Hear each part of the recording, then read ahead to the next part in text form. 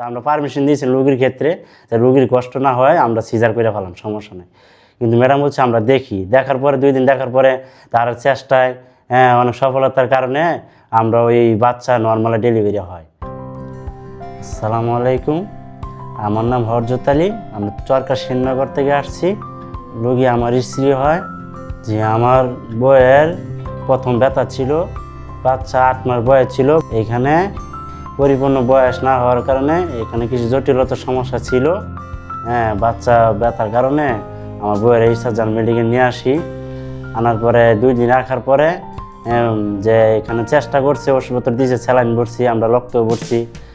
ভরার পরে ডাক্তার বলছে যে এইখানে আর 2 দিন আমরা দেখবো, ওষুধপত্র দেওয়া হচ্ছে। দেওয়ার পরে বলছে যে আমরা চাচ্ছিলাম যে রোগীর যেন কষ্ট হওয়ার কারণে বলছিলাম যে ম্যাডামকে আমরা সিজার করে ফেলাম। সিজার বা ম্যাডাম বলছে যে সিজার আমরা আর একটু সময় নিচ্ছি, ওষুধপত্র দিচ্ছি, আমরা চেষ্টা করছি নর্মালে হয় কি না। যদি না হয় তাই আমরা সিজারে নিয়ে যাব।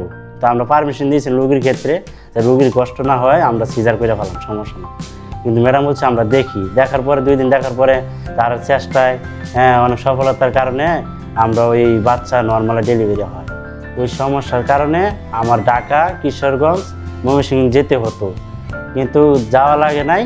আমাদের এই ইসাজান মেডিকেলে ওই সেবার সুযোগ সুবিধা আমরা পাইছি, তারা দিছে। দেওয়ার পরে আমার বাচ্চা আল্লাহর রহমত এখন আলহামদুলিল্লাহ অনেক সুস্থ আছে, বাচ্চার মাও সুস্থ আছে। আমরা অনেক খুশি, আপনারা দোয়া করবেন ইনশাল্লাহ।